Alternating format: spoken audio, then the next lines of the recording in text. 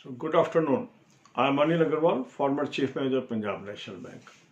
So today I uploaded a video that this much number of employees are retiring in public sector banks. So it has created a lot of anxiety amongst our subscribers.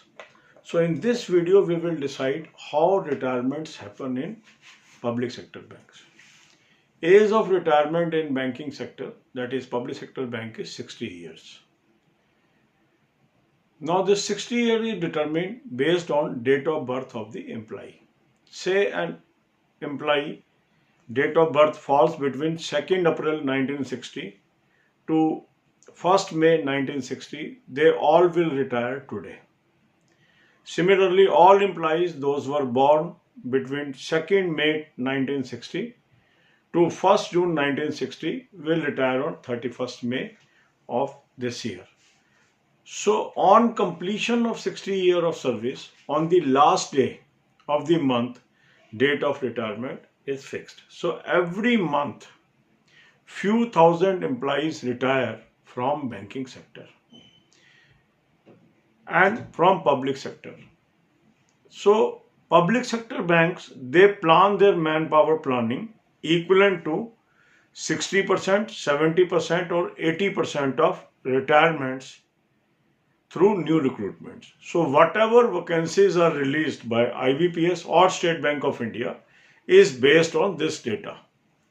Now another question comes in mind of people, that how many may be the total retirements during a year. So if we look at the past year data or maybe the current year estimates, this may range between 35,000 to 40,000 employees. Usually in first 6 months of financial year, number of employee retirement is less. That means from April to September, the number of employees retiring per month is lower. But from October to March, it goes up. Why? Because most employees in India are having date of birth between October, November, December, January and February. If you look around your people, you will find most of your friends must be having date of birth during these months. And very less people are there, those who are born in the month of March, April, May, June, July, August and September. And that's where this aberration happens. Say this month if 2,300 employees have retired, it is possible that in next 3-4 months the number may be same. But there will be sudden jump the moment September, October, November, December, January, February data will come. So this is the procedure how this happens. In banks, no extensions are given.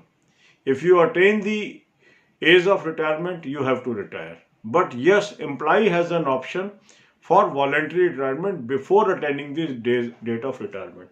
So if a person feels that he has full desires and he is no more interested in job, or maybe due to health ground or maybe any other ground, they can opt for voluntary retirement scheme, that is called VRS, and bank accepts that.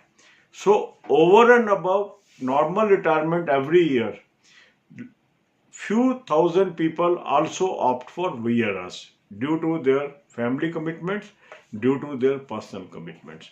So the exact number of retirement depends upon the retirement on account of superannuation as well as voluntary retirements. अब यही बातें हम हिंदी में करेंगे. आज मैंने एक retirement का डेटा आपके साथ शेयर किया, उस पर काफ़ी लोगों में एंजाइटी पैदा हुई कि ये क्या चीज़ है.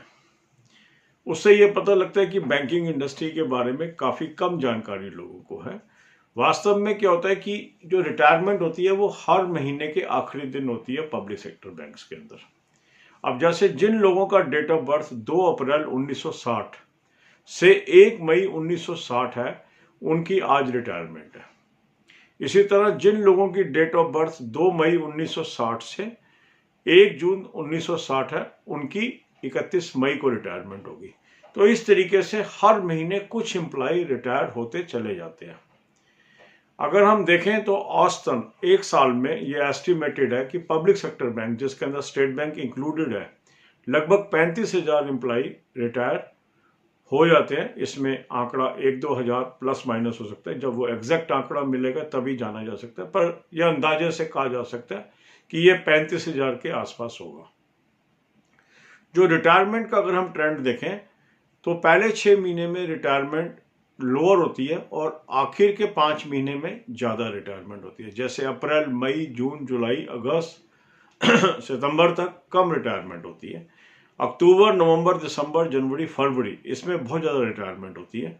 उसका कारण क्या है कि अधिकांश लोगों की जो डेट ऑफ बर्थ है वो सितंबर, अक्टूबर, नवंबर, दिसंबर, जनवरी, फरवरी होती है और कम लोगों की डेट ऑफ बर्थ बाकी महीनों में होती है। इसलिए ये लॉपसाइडेड ट्रेंड बैंकों में रहता है कि अगर आप देखेंगे कि अगर अभी ये 2300 का आंकड़ा है तो ये 3-4 महीने ऑलमोस्ट इसके आसपास ही रहेगा। फिर अचानक स्पर्ट आएगा अक्टूबर, नवंबर, दिसंबर, जनवरी में काफ़ी लोग रिटायर होंगे। अब बैंक क्या करता है कि जो ये रिटायर हुए लोग हैं इसका 60%, 70%, 80% रिप्लेसमेंट करता है फ्रेश भर्ती से।